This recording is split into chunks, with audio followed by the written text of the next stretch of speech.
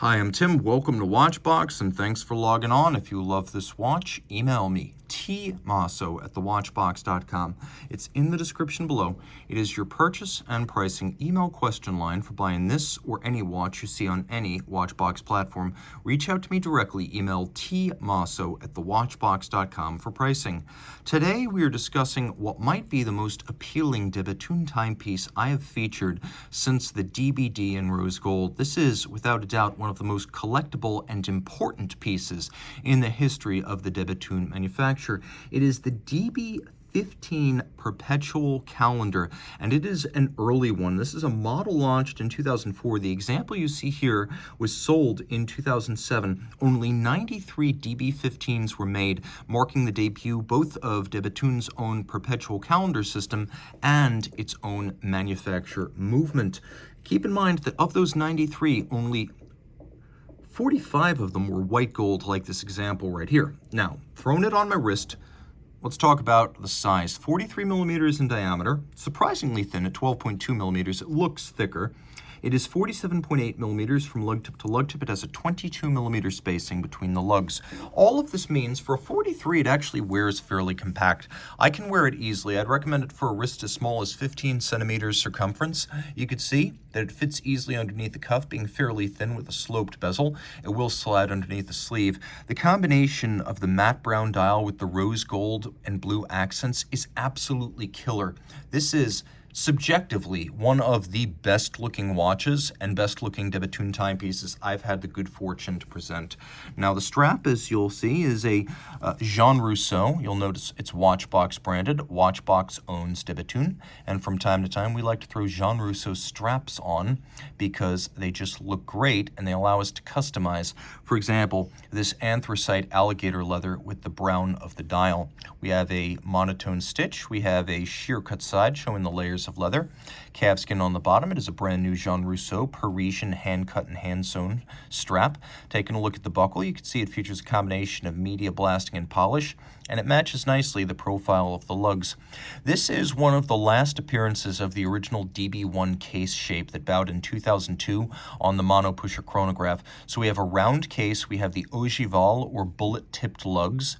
You can see we have a faceted, unbranded, double-knurled crown that was characteristic of the early Bethune watches. The bezel and case back are both domed. It is white gold, and you'll note it's gray gold, so it's the best kind of white gold, the type that never needs to be rhodium plated and is white all the way through. Taking a quick look at the dial, let me remove my fingerprints, surly fingers. The dial is to die for. Now you can see it's actually several different layers. There's outboard a stepped toroidal ring that encompasses a center dial, rare for Bethune Perpetual Calendars, since you'll note it doesn't feature any guilloche, no microlight, no rosette from an engine. It's just completely matte grained, very, very fine graining. We have elements including radially arrayed rose gold Roman numerals, including a watchmaker's 4. Outboard, there's a railroad track with individual sectors for reading the minutes. We have leaf hands in rose gold at center. We have a modified alpha hand that's a pointer indicator for the date. We have a day. We have a radial date with a concentric pattern inboard, and then we have the month. There's a leap year phase indicator right underneath the spherical moon phase, and here you can really see that spherical moon phase. 1/2 blued steel, 1/2 white palladium, while the Perpetual Calendar only needs to be adjusted once in the year 2100. I'm happy to say this particular moon phase, which is patented by Bethune, and it was patented back in 2004, it doesn't need to be corrected for 1,112 years after you set it initially. So we've got a Perpetual Calendar, we've got a moon, that is a 1100-year moon phase. And then if you look carefully, we have this blued titanium. Bethune created a process for fire bluing titanium. And if you've seen titanium oxide, you know it's white. It's often used as food coloring. So to get it blue requires a special kind of focus, timing, and heat. Turning it all over, you can see the earliest version of the Bethune caliber DB2004. Now you can also see a couple of elements that are very early for Bethune. First, you'll note that the Bethune maker's mark is not on the case. So this was the early days, back when they outsourced their case manufacture, just as F.P. Journe did in his earlier days. De Bethune outsourced the cases for the earliest watches, and they're the rarest, making these non-in-house cases paradoxically more valuable than the ones they later made themselves. You can also see here that the company's later triple parachute shock protection is not present. In its place, we have a full stainless steel polished and beveled balance bridge, and you can really see the quality of the finish here, which includes sharp interior angles 1, 2, 3, 4, 5, 6, 7, 8, where bevels meet. And you can see it's black polished across its top, but then it's mirror beveled on its side. A lot of these earlier de Bethune movements feature even better detailing than the later ones because they were just making fewer watches and they were able to take more time. You can see that the interior bevel on the bottom of the barrel bridge is beautifully rounded and mirrored. We have partial engine turning on the base plate below the balance. We have solarization on the ratchet wheels as well as the barrels. You can see the twin self-adjusting barrels. This is another patented feature. One of them features a slipping mainspring so you can't accidentally overwind it. And you could see an early version of the Côte de Bethune. And I would even go so far as to say it is so early that if you look, you can see that the gradient is on the same side of the stripes all the way across. You see how the left of each stripe is darker than the right?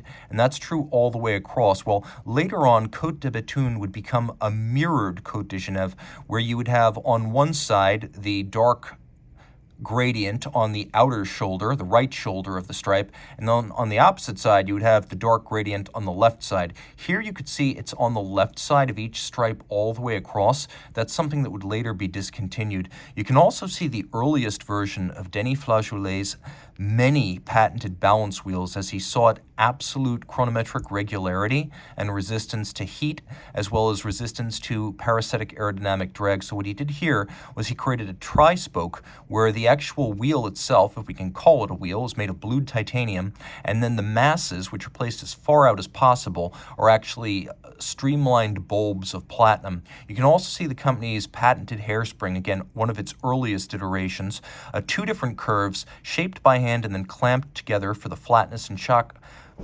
resistance of a flat hairspring, but the concentric breathing of an overcoil. You can also see that some of the elements are elaborately finished, including the bridge for the escapement, as well as a bridge adjacent there for the terminal end of the drivetrain. I would even go so far as to say that the detailing here is a little bit better than what you get on a current-day de Bethune. As good as they are, the early days of the DB15 caliber 2004 were even a little bit better, and all of this, in its day, water-resistant down to 30 meters. It has a manual wind, 5-day power reserve, and it is a truly important landmark piece for de Bethune. Reach out to me for pricing. I am Team Mosso at thewatchbox.com for pricing.